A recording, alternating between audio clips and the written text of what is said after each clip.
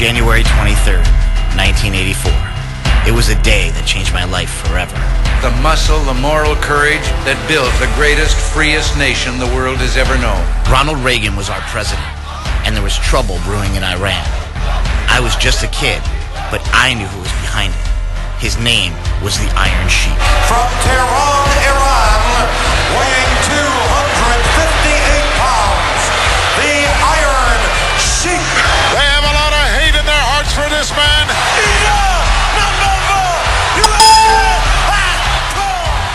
You see, Reagan may have freed the hostages, but the Sheik still had the championship belt. There was only one man that could save us. I am a real American. From Venice Beach, California, the incredible Hulk Hogan. And the Hulkster rips off that shirt. But 3 minutes into the match, Hulk Hogan was locked in the dreaded camel clutch. It's over for the Hulk. This move would snap the back of a normal man, but this wasn't a normal man. This was Hulk Hogan, and he was fighting for our country. The Hulkster got out of the camel clutch with the Sheik on his back, dropped the big leg, and he pinned the Sheik. Hulkamania was born, and the message was clear. You don't mess with Hulk Hogan, and you certainly don't mess with America. I must break you. Look what happened to Ivan Drago. He tried to mess with America, and Rocky kicked his ass. And then when the Vietnamese were holding POWs, Rambo went in and he kicked their ass. And in the spirit of Rambo, let me tell you, we're gonna win this time. Then came Arnold Schwarzenegger, the ultimate ass kicker. I never saw Gone with the Wind or Casablanca, but I can tell you every line of every Arnold movie. Crush the enemy, see them driven before you, and hear the lamentations of the women. Dylan, you son of a bitch. And they go bam, and they're all oiled up, and their veins are popping out. Better, stronger, faster. I was just 12 years old, and there was an explosion of ass kicking in America. Like our Olympic athletes, we set our sights on the stars and we're going for the gold.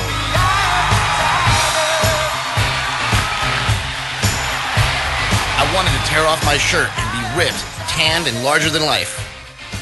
But in reality, I was a fat, pale kid from Poughkeepsie. You see, I come from an overweight family. My parents were always a little on the heavy side. I couldn't ask for a better mom. She did everything for her 3 boys. We went to church 3 times a week, and she even taught Sunday school. My dad was always there for us, too, and he even coached our Little League teams. I love my dad, but he was never really my hero. I didn't want to be like him. I wanted to be like Arnold. Problem is, I was always too small, too short. People would say, "Hey, Little Bell, what's up, Little Bell?" And I didn't want to be Little Bell. I wanted to be Big Bell. My older brother Mike was a little chubby, and every morning when he went to school, he'd get on the bus, and the kids would call him Pugsley.